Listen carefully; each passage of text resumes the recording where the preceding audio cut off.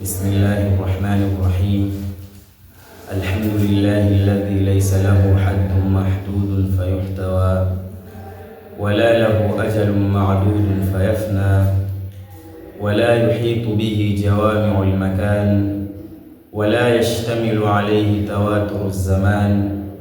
وصلى الله وسلم على خير الأنام سيدنا وأشرفنا ورسولنا محمد وعلى كل رسول أرسله. اللهم إنا نسألك حسن العمل ونسألك حسن النية ونسألك حسن الختام يا رب العالمين. أما بعد، السلام عليكم ورحمة الله تعالى وبركاته. Ni katika mambo yaliyo maarufu baina ya Waislamu kwamba Bwana Mtume sallallahu alaihi wasallam alilingania dini kwa kipindi cha miaka 23 takriban, na tukiangalia katika miaka hii tunakuta kwamba takriban miaka 10 ya mwanzo Bwana Mtume sallallahu alaihi wasallam alikuwa analingania jambo moja tu ambalo ni jambo la tauhidi, na hilo ni kutokana na utukufu wa hili jambo, kwa sababu wanasema kwamba wa sharafu dharfi bi sharafi madhuruf, na utukufu au ubora wa chombo hujulikana kwa kile ambacho kimo ndani yake. Kwa hiyo zama ilipokuwa jambo hili la tauhidi ndiyo bora zaidi kuliko mambo yote yaliyobakia, Bwana Mtume sallallahu alaihi wasallam umri wake wote akalingania jambo hilo, na likahusishiwa miaka ya mwanzo yote kwamba ni jambo hili tu, basi na ibada nyinginezo kama swala na funga ilikuwa bado hazijafaradhishwa. Kwa kujigeza na mtume wetu na kufuata nyenendo zake, tumependelea na sisi tuzungumzie masala katika masala haya ya tauhidi, masala ambayo wamekithiri wazungumzaji ndani yake, nayo ni masala ya uwepo wa Mwenyezi Mungu Subhanahu wa Ta'ala. Na kiujumla masala haya yamegawanyika katika mapote manne, yani ambao wanazungumzia masala haya wamegawanyika katika mapote takriban manne. Pote la kwanza ambalo ndio pote la haki ni pote la Ahlus Sunnati wal Jamaa. Hawa wao wamemthibitishia Mwenyezi Mungu mtukufu uwepo, wakasema kwamba Mwenyezi Mungu yupo, lakini wakamtakasa na sifa za viumbe, wakasema uwepo wake ni tofauti na uwepo wa viumbe. Wakasema kwamba Mwenyezi Mungu yupo, alikuwepo kabla ya mahala na yeye habadiliki. Kwa hiyo baada ya kuumba mahala yuko vile vile kama ambavyo alikuwa kabla ya kuumba, kwa hiyo yupo bila mahala wala upande. Pote la pili ni al-Mu'attila. Hawa wao wakakanusha moja kwa moja uwepo wa Mwenyezi Mungu Subhanahu wa Ta'ala, wakasema kwamba hakuna Mungu, wapagani, na hawa hukumu yao ni kukafirishwa kwa mkato. Na pote la tatu ni Ahlul Hululi wa Ahlul Wahdati al-Mutlaqa. Hawa wao wakamsifu Mwenyezi Mungu mtukufu kwamba kaenea kila sehemu na yuko kila sehemu. Wamethibitisha kwamba yupo, lakini wakamfananisha Mwenyezi Mungu mtukufu na viumbe vyake kama vile hewa na mwangaza na mfano hivyo, na vile vile hawa hawajamfahamu Mwenyezi Mungu mtukufu, kwa hiyo hawahesabiki kwamba wamemjua Mwenyezi Mungu mtukufu. Na pote la nne ni al-Mushabbiha, ambao hawa vile vile wamemthibitishia Mwenyezi Mungu mtukufu uwepo, lakini wakamsifu kwa sifa za viumbe, wakasema uwepo wake ni kama uwepo wa viumbe. Wameangalia kwamba wakakuta viumbe vyote ima utakuta kiko juu au kiko chini au kulia au kushoto au mbele au nyuma. Kwa hiyo wakasema basi na Mwenyezi Mungu mtukufu na yeye anasifikana kwamba yuko mahala fulani, na wakategemeza katika hilo dalili ambazo wao hawajazifahamu vizuri, wakamsifu Mwenyezi Mungu mtukufu kwamba ana mahala special, ana mahala fulani. Miongoni mwa hao ni Wakristo, wao wakasema yuko mbinguni, na Mayahudi wao wakasema kwamba yuko juu ya arshi, na wengine wakasema yuko juu zaidi ya arshi. Alhasil, hawa wote hawajamfahamu Mwenyezi Mungu Subhanahu wa Ta'ala, kama ambavyo tutakuja kuelezea insha Allah. Mimi nitapendelea katika kuzungumzia masala haya nitangulize 5 mukaddimati 5. Kupitia mukaddimati hizi insha Allah nataraji kwamba kila ambaye anataka kufahamu haki kiusahihi anaweza kufahamu. Nazo ni Allahu Ta'ala kana qabla kulli shay'in. Mukaddima wa kwanza, Mwenyezi Mungu mtukufu alikuwepo kabla kila kitu, na mukaddima wa pili, Allahu Ta'ala khaliqu kulli shay'in, Mwenyezi Mungu mtukufu ndiye muumba wa kila kitu, na mukaddima wa tatu, Allahu Ta'ala la yataghayyar, Mwenyezi Mungu mtukufu habadiliki, na mukaddima wa nne, Allahu Ta'ala la yahtaju ila shay'in, Mwenyezi Mungu mtukufu hahitaji chochote, na mukaddima wa mwisho wa tano, Allahu Ta'ala la yushbihu shay'a, Mwenyezi Mungu mtukufu hafanani na kitu chochote. Tukianza na mukaddima wa kwanza, Allahu Ta'ala kana qabla kulli shay'in, Mwenyezi Mungu mtukufu alikuwepo kabla ya kila kitu. Anasema Mwenyezi Mungu Subhanahu wa Ta'ala, huwa al-awwal, yeye peke yake ndiye wa mwanzo. Maana yake vilivyobakia vyote, viumbe vyote vina mwanzo wa kuwepo. Mwenyezi Mungu peke yake ndiye wa mwanzo ambaye hana mwanzo wa kuwepo. Na Bwana Mtume sallallahu alayhi wasallam anasema, kana Allahu wa lam yakun shay'un ghayru, alikuwepo Mwenyezi Mungu mtukufu na wala hapakuwepo na chochote kisichokuwa yeye. Maana yake alikuwepo Mwenyezi Mungu tu, hapakuwa na mahala, wala hapakuwa na ardhi, wala hapakuwa na arshi, wala hapakuwa na mbingu, wala hapakuwa na chochote katika viumbe vyake. Na mukaddima wa pili, Allahu Ta'ala khaliqu kulli shay'in, Mwenyezi Mungu mtukufu ndiye muumba wa kila kitu. Anasema Mwenyezi Mungu Subhanahu wa Ta'ala, wa khalaqa kulla shay'in, na ameumba kila kitu. Manake mahala ni kiumbe katika viumbe vya Mwenyezi Mungu, pande ni kiumbe katika viumbe vya Mwenyezi Mungu, arshi ni kiumbe katika viumbe vya Mwenyezi Mungu, arshi ni mahala ni kiumbe katika viumbe vya Mwenyezi Mungu, na vile vile pande na mahala na ardhi, vyote hivi ni viumbe katika viumbe vya Mwenyezi Mungu. Yeye Mwenyezi Mungu mtukufu ndiye muumba wa kila kitu. Na mukaddima wa tatu, Allahu Ta'ala la yataghayyar, Mwenyezi Mungu mtukufu habadiliki. Manake vile vile ambavyo alikuwa kabla ya kuumba ndivyo vile vile alivyo baada ya kuumba. Anasema Mwenyezi Mungu Subhanahu wa Ta'ala, la ta'khudhuhu sinatun wala nawm, hakumchukui kusinzia wala kulala, yani hapatikaniwi na mabadiliko kutoka hali fulani kwenda katika hali nyingine. Na al-Imam Shafi'i katika kitabu cha Ittihafu Sadati al-Muttaqin cha al-Imam Zabidi anasema, la yajuzu alayhi at-taghyiru fi dhatihi wala at-tabdilu fi sifatihi, haijuzu kumnasibishia Mwenyezi Mungu mtukufu mabadiliko katika dhati yake wala mabadiliko katika sifa zake. Mwenyezi Mungu mtukufu habadiliki dhati wala habadiliki sifa. Kwa nini iwe haijuzu kumnasibishia Mwenyezi Mungu mtukufu mabadiliko? Kwa sababu kumnasibishia Mwenyezi Mungu mtukufu mabadiliko ni kukanusha uungu wake. Kivipi? Kwa sababu ili kitu kibadilike, hapana budi kiwe na mbadilishaji. Mimi nabadilika kwa sababu yupo ambaye ananibadilisha, na wewe unabadilika kwa sababu yupo ambaye anakubadilisha, na wala huwezi kusema sitaki mimi anibadilishe. Akiitwa mzee wa miaka 100, miaka 90, 80, akaambwa umri huu ambao uko nao na miaka 30, bora uwe umri gani? Atachagua miaka 30. Lakini je, anaweza kuchagua yeye mwenyewe? Maana yake yupo ambaye kambadilisha. Kwa hiyo leo Mwenyezi Mungu mtukufu angelikuwa na yeye anabadilika, angelikuwa anahitajia kubadilisha. Na masala yalivyo, kaida inasema alihtiyajiyatu tunafi uluhiyya, kuhitajia kuna ukanusha uungu. Kwa hiyo Mwenyezi Mungu mtukufu hahitaji. Lao angelikuwa anahitajia, asingelisifikana kwamba yeye ni Mungu.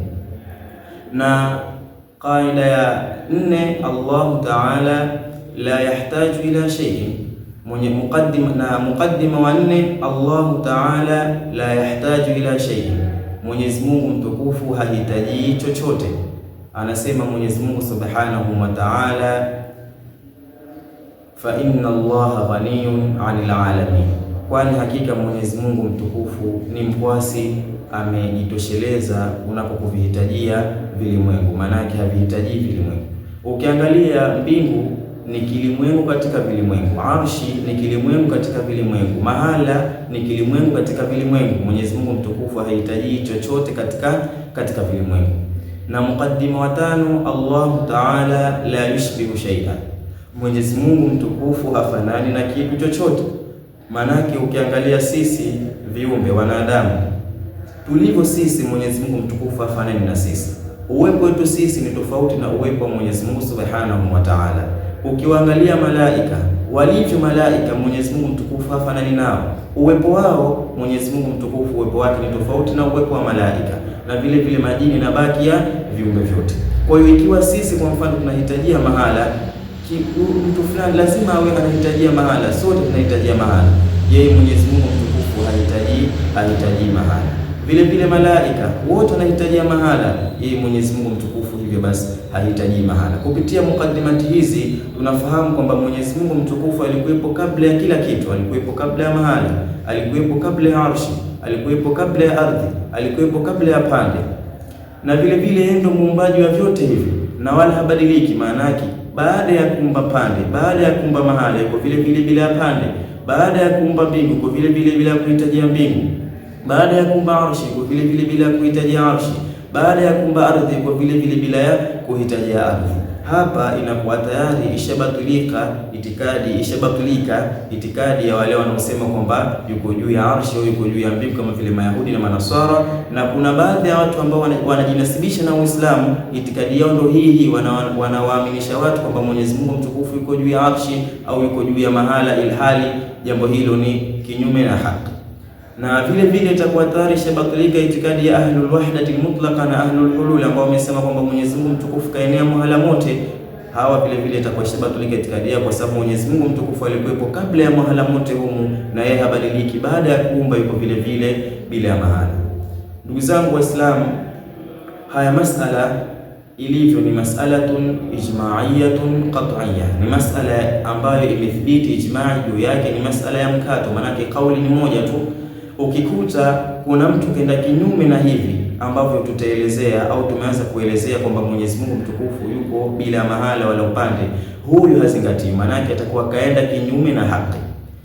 Amenukuu ijma hiyo al-Imam Abdul Qahir ibn Tahir al-Baghdadi katika kitabu cha al-Farq baina al-Firaq, anasema wa ajma'u, na wamekubaliana watu wa haki wote, ala annahu, juu ya kwamba Mwenyezi Mungu subhanahu wa ta'ala la yahwihi makanun, hadhibitiwi na mahala, wala yajri alayhi zamanun, wala hazimpitikie zama, manake yuko bila kuhitajia mahala na wala hazimpitikie zama.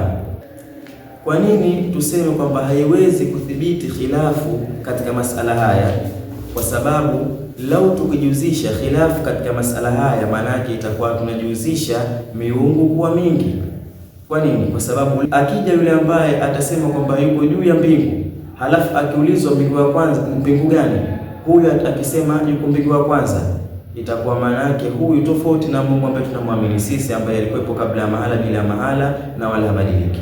Itakuwa Mungu ashakuwa wawili, na akija mwingine akasema mbingu ya pili, itakuwa huyu ni tofauti na huyu wa kwanza, kwa sababu mbingu ziko saba. Na vile vile akija watatu akasema yuko mbingu ya tatu, itakuwa maana yake huyu ni tofauti na hawa wawili ambao wametangulia mwanzo. Na vile vile akija wanne akasema yuko mbingu ya nne, itakuwa huyu ni tofauti na hawa watatu waliopita mwanzo.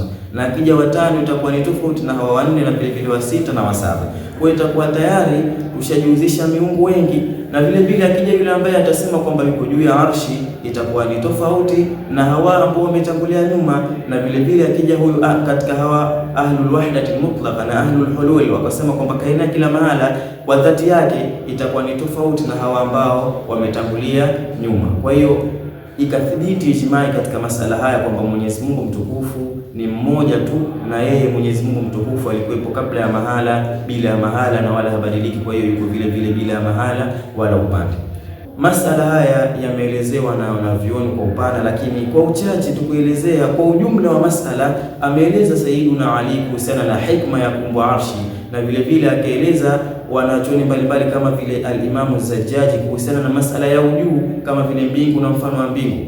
Al-Imam Ali, Sayyiduna Ali karramallahu wajha, kauli ambayo amepokea al-Imam Abdul Qahir ibn Tahir al-Baghdadi katika kitabu cha al-Farq baina al-Firaq, anasema inna Allah ta'ala khalaqa al-arsha idharan liqudratihi la makana lidhati, hakika Mwenyezi Mungu subhanahu wa ta'ala ameiumba arshi kwa hikma ya kudhihirisha uwezo wake, na wala hakuifanya kuwa ni mahala pa kukaa dhati yake. Kwa hiyo arshi, hikma ya kuumbwa arshi kwamba ndio kiumbe kikubwa zaidi, alafu kikaikuwa juu zaidi, sio kwamba eti Mwenyezi Mungu mtukufu ajifanyie makazi, bali Mwenyezi Mungu mtukufu kaiumba arshi kwa kudhihirisha uwezo wake, kwamba sisi tunapotengeneza vitu wa viumbe huwa kikubwa zaidi kinakaa chini, alafu vidogo vinafuatia juu. Mwenyezi Mungu mtukufu kile kikubwa zaidi kakiweka juu, alafu vidogo vinafuatia chini. Kwa hiyo ukija ukasema kwa mfano Ar-Rahmanu ala al-arshi istawa, istika kuchanganya neno istawa ukasema basi Mwenyezi Mungu mtukufu kakaa. Hajakaa. Mwenyezi Mungu mtukufu asifikane kwa sifa ya kukaa. Kwa nini saa Ar-Rahmanu ala al-arshi istawa? Wanachuoni wameeleza maana zake mbalimbali, lakini usije ukatafsiri kwa maana hii ya kukaa, kwa sababu Mwenyezi Mungu mtukufu hajaiumba arshi kwa kujifanyia ni mahala pa kukaa dhati yake. Na wanachuoni katika kuitafsiri aya hii wakapendelea kutafsiriwa kwa maana ya qahara wastaula, ameteza nguvu na vile vile ametawala. Kwa sababu gani? Kwa sababu imekuja aya mfano wake, Mwenyezi Mungu mtukufu anasema wa huwa rabbul arshil azim, na yeye ndio Bwana mmiliki wa arshi tukufu. Na vile vile masala ya ujuu, al-Imam az-Zajjaji katika kitabu cha tafsirul asma'il husna anasema wallahu ta'ala alim, na Mwenyezi Mungu mtukufu ni mwenye kusifikana kwa sifa ya ujuu. Walaysa almuradu biluluwi irtifaa almahalli, na hayakuwa makusudio ya ujuu ni ujuu wa kimahala. Lianna Allaha ta'ala yajillu anil mahalli wal makani, kwa sababu Mwenyezi Mungu mtukufu ametakasika na kuhitajia mahala na sehemu. Innamal ulu, hakika si vinginevyo ujuu, uluu shani ni ujuu wa kicheo, wa irtifa'u sultan, na vile vile ujuu wa kiutawala, ujuu wa kiufalme. Na neno kama hili huwa linatumika baina yetu. Kwa mfano, mtu unamuuliza kwamba baina ya pesa ya Tanzania na dola ipi ambayo iko juu, anakuambia dola iko juu, na wala watu hawamaanishi kwamba eti dola huwa inakaa juu ya pesa ya Tanzania. Au kati ya waziri na rais yupi aliye juu, watu nasema ni rais, na wala hawamaanishi kwamba eti rais atakuwa anatembea juu ya kichwa cha waziri. Kwa hiyo sio kila ujuu ni ujuu wa kimahala, na vile vile ndo ujuu katika haki ya Mwenyezi Mungu, ambao ujuu ambao ukiachilika katika haki ya Mwenyezi Mungu mtukufu ni ujuu wa kisifa, ni ujuu wa kicheo, na wala sio ujuu wa kimahala. Sayyiduna Ali karramallahu wajha anasema katika kitabu ambacho cha al-Imam Abdul Qahir ibn Tahir al-Baghdadi amepokea kauli hiyo katika kitabu chake cha al-Farq baina al-Firaq. Anasema Sayyiduna Ali kana Allahu wala makan wa huwa al-ana ala ma alayhi kan, alikuwepo Mwenyezi Mungu mtukufu wala hapakuwa na mahala, na yeye hivi sasa baada ya kuumba mahala yupo vile vile bila mahala, kwa sababu yeye Mwenyezi Mungu mtukufu habadiliki. Na huyu Sayyiduna Ali bwana Mtume sallallahu alaihi wasallam kamsifu kwamba ni mlango wa kufikia katika mji wa elimu, pale aliposema ana madinatul ilmi wa aliyun babuha, mimi ni mji wa elimu na Ali ndio mlango wa mji huo. Na vile vile at-tabi'iyul jalil Zainul Abidin, huyu ni katika wajukuu wa bwana Mtume sallallahu alaihi wasallam, kauli ambayo amepokea al-Imam Az-Zabidi katika Ittihafu Sadati al-Muttaqin, anasema anta Allahu alladhi la yahwika makani, wewe ndio Mwenyezi Mungu ambaye udhibitiwi na mahala. Huyu jina lake ni Ali ibn al-Husayn ibn Ali, manake ni mjukuu wa Sayyiduna Ali, ni katika vitukuu vya bwana Mtume sallallahu alayhi wasallam. Na vile vile al-Imam Jaafar as-Sadiq, na huyu vile vile ni katika wajukuu wa bwana Mtume sallallahu alayhi wasallam, kauli ambayo amepokea al-Imam al-Bushairi katika Risalatul Bushairiyya, anasema man za'ama anna Allah fi shay'in au min shay'in au ala shay'in faqad ashrak, idh law kana ala shay'in lakana mahmula walau kana fi shay'in lakana mahsura walau kana min shay'in lakana muhdatha ay makhluqa.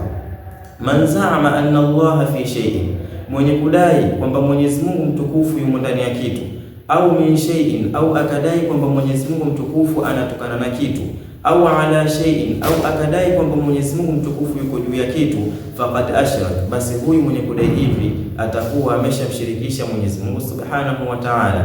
Kwa nini? Anasema idh law kana ala shay'in lakana mahmula, kwa vile lau Mwenyezi Mungu mtukufu angelikuwa yuko juu ya kitu, basi angelikuwa ni mwenye kubebwa. Kwa mfano, mimi niko juu ya kiti, nimebebwa na kiti. Mwenyezi Mungu mtukufu hafanani na mimi, kwa hiyo yeye hajabebwa Mwenyezi Mungu subhanahu wa ta'ala. Walau kana fi shay'in, na lau Mwenyezi Mungu mtukufu angelikuwa yumo ndani ya kitu, kama ambavyo mimi nimo ndani ya hichi chumba, Mwenyezi Mungu mtukufu naye angelikuwa ni mfano wa mimi, angelikuwa na Mwenyezi Mungu mtukufu lao angelikuwa na ndani ya kitu, amedhibitiwa ndani ya kitu, angelikuwa ni mfano na mimi, na Mwenyezi Mungu mtukufu afanane na mimi wala afanane na wewe wala afanane na yote. Kwa hiyo Mwenyezi Mungu mtukufu hajazungukwa, hajadhibitiwa, hayumo ndani ya kitu.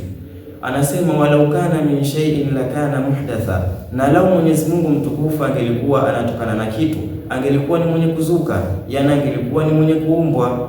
Na wapi na wapi Mwenyezi Mungu mtukufu kuumbwa? Mwenyezi Mungu mtukufu yeye ndio muumba kila kitu, na wala yeye hajaumbwa. Na vile vile al-Imam Abu Hanifa katika al-Fiqh al-Absat anasema araaita law qila aina Allah, hivi unaonaje pakiulizwa iko wapi Mwenyezi Mungu mtukufu? Hili swali kiuhakika haliulizwi, lakini Imam Abu Hanifa anatupa faida, lau likiulizwa vipi utasema. Hajasema kwamba utajibu yuko juu ya mbingu au yuko juu ya arshi, la, akasema yuqalu lahu, atajibiwa mtu huyu ambaye kauliza hivyo, kana Allahu ta'ala wala makan, alikuwa Mwenyezi Mungu mtukufu wala hapakuwa na mahala, kabla an yakhluqa al-khalqa, kabla hata ya kuumba viumbe. Kwa hiyo Mwenyezi Mungu mtukufu alikuwa bila ya mahala, bila ya mbingu, bila ya arshi, bila ya pande. Anasema kabla an yakhluqa al-khalqa, wa kana Allahu ta'ala wa lam yakun aynun wala khalqun wala shay'un wa huwa khaliqu kulli shay'in, na alikuwepo Mwenyezi Mungu mtukufu wala hapakuwa na mahala popote wala kitu chochote wala kiumbe chochote. Huyu ndio Mwenyezi Mungu ambaye wa haki tunayemwabudia sisi, kwamba yeye alikuwepo kabla ya vitu vyote, kabla ya mahala, na wala habadiliki. Kwa hiyo baada ya kuumba yuko vile vile bila mahala. Na vile vile al-Imam Shafi'i, kauli ambayo amepokea al-Imam Zabidi katika Ittihafu Sadati al-Muttaqin, anasema innahu ta'ala kana wala makan, hakika yeye Mwenyezi Mungu mtukufu alikuwepo wala hapakuwa na mahala. Fa khalaqa al-makan, akaumba mahala. Wa huwa ala sifati al-azaliyah, na yeye anasifikana na sifa yake ile ile ya utangu, yani alikuwepo bila mahala, bila ya upande. Sifa hii ndio ambayo anasifikana nayo hivi sasa. Anasema innahu ta'ala kana wala makan fa khalaqa al-makan wa huwa ala sifati al-azaliyah kama kana qabla khalqihi al-makan, kama ambavyo alikuwa kabla ya kuumba kwake mahala. La yajuzu alayhi at-taghyiru fi dhati, haijuzu kumnasibishia Mwenyezi Mungu mtukufu mabadiliko katika dhati yake, wala tabdilu fi sifatihi, wala mabadiliko katika sifa zake. Mwenyezi Mungu mtukufu habadiliki dhati, kama ambavyo alikuwa kabla ya kuumba ndivyo vile vile alivyo baada ya kuumba, wala habadiliki sifa. Sifa zile zile ambazo alikuwa nazo anasifikana nazo kabla ya kuumba, ndio sifa zile zile ambazo anasikana nazo baada ya kuumba. Na vile vile al-Imam Ahmad, ukirudi katika al-Fatawa al-Hadithiyya cha Ibn Hajar al-Haytami anasema, akiwa ananukuu masala kuhusiana na madhhabu ya Imam Ahmad ibn Hanbal, akasema, akamwelezea Imam Ahmad ibn Hanbal kwa kusema alikuwa Imam Ahmad alikuwa anamtakasa Mwenyezi Mungu mtukufu na kumnasibishia mahala na vile vile sifa za viwili. Kisha akasema wa mashtahara baina jahalati almuntasibina ila hadha al-imam al-a'zam al-mujtahid, na kile ambacho kimezagaa baina ya ambao wanajinasibisha na huyu imamu mtukufu aliyefikia daraja ya ijtihad, min annahu qailun bi shay'in min al-jihati au nahwiha, kwamba eti alikuwa ana maneno ambayo yanamnasibishia Mwenyezi Mungu mtukufu mahala au mfano wa maneno hayo, kama vile ambao wanasema kwamba alikuwa anasema kwamba Mwenyezi Mungu mtukufu ni kiwiliwili, na mfano wa maneno kama hayo anasema fakadhibu. Huo ni uongo. Imam Ahmad ibn Hanbal hakuwa na imani hizo. Fakadhibun wa buhtanun wa iftiraun alayhi, ni uongo na uzushi tu ambao wanamzulia Imam Ahmad ibn Hanbal, na hii ndio hali yao. Unakuta wanasema uongo ima kwenye aya au kwenye hadithi au kwenye akwali za wanachuoni, huwa ni waongo. Muda mwingine watasoma mfano aya udhahiria wake kwamba Mwenyezi Mungu mtukufu yuko mbinguni, watasema Mwenyezi Mungu yuko mbinguni. Baadaye watasoma aya udhahiria wake ni kwamba yuko juu ya arshi, watasema hayuko mbinguni, yuko juu ya arshi. Na ilhali nyuma kidogo tu washasema kwamba yuko mbinguni, na mbingu na arshi ni vitu vile tofauti. Baadaye kidogo watasoma nyingine yuko juu, watasema yuko juu zaidi, yani yuko juu ya arshi. Na huyu ni tofauti na hizi mbili, na kauli hii ni tofauti na kauli mbili za mwanzo, kwa sababu juu ya arshi ni tofauti na arshi yenyewe ni tofauti na mbingu. Kwa hiyo unakuta imani yao hajatulizana, na imani kitu ambacho kinatakiwa kitulizane ni kitu kimoja tu, sio kwamba muda huu unasema hivi, muda huu unasema hivi.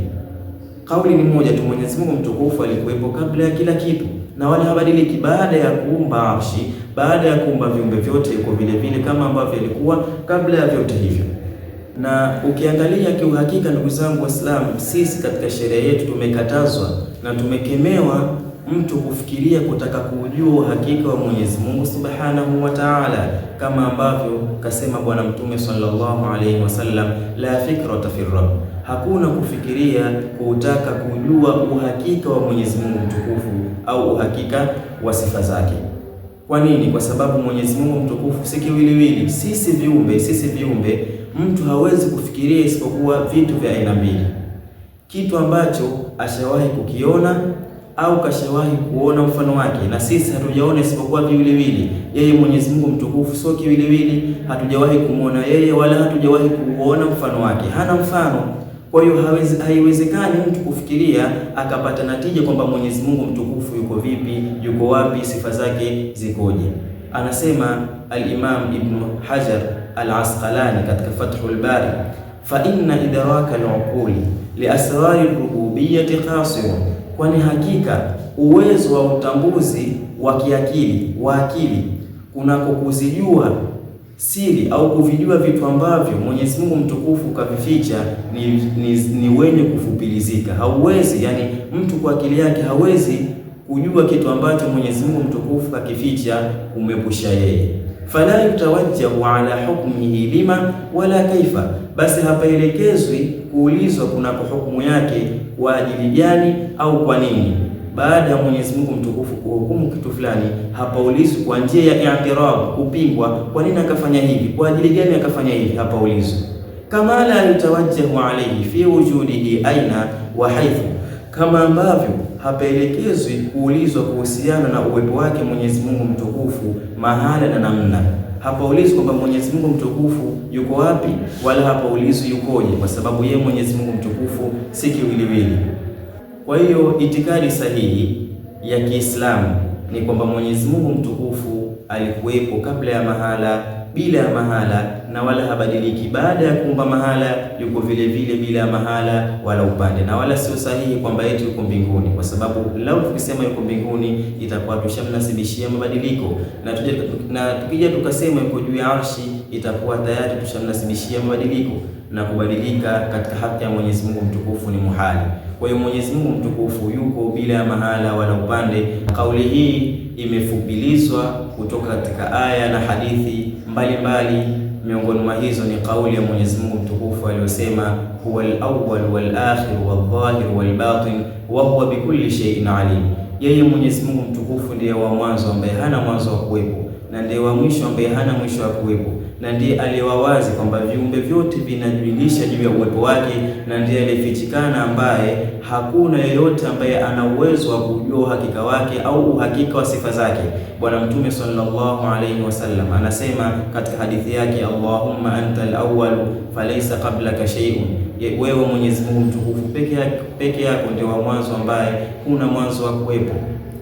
Wa antal akhir falaysa ba'daka shay'un, na wewe Mwenyezi Mungu mtukufu peke yako ndio wa mwisho ambaye huna mwisho wa kuwepo. Wa anta dhahir falaysa fawqaka shay'un, na wewe peke yako ndio ule wa wazi kwamba kila kitu kinafahamisha juu ya uwepo wako, basi hakuna juu yako chochote. Wa anta al-batin falaysa dunaka shay'un, na wewe peke yako ndio ule uliyefichikana kwamba hakuna kiumbe yoyote ambaye anaweza kufahamu uhakika wako au uhakika wa sifa zako, basi hakuna chini yako chochote.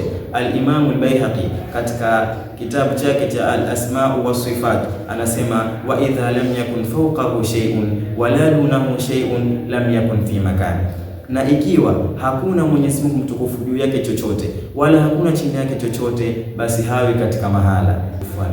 Kwa hiyo al-Imam al-Baihaqi anatufahamisha kwamba Bwana Mtume sallallahu alaihi wasallam hapa anatufunza kwamba Mwenyezi Mungu mtukufu yuko bila ya mahala wala upande. Hapa semi kwamba Mwenyezi Mungu mtukufu yuko mahala fulani, wala hapa semi kwa dhati yake kaenea mahala mote, bali panasemwa kwamba Mwenyezi Mungu mtukufu yuko bila ya mahala wala upande. Kama ambavyo alikuwa kabla ya kuumba, ndivyo vile vile alivyo baada ya kuumba, yuko bila kuhitajia mahala wala kuhitajia upande. Wassalamu alaikum wa rahmatullahi ta'ala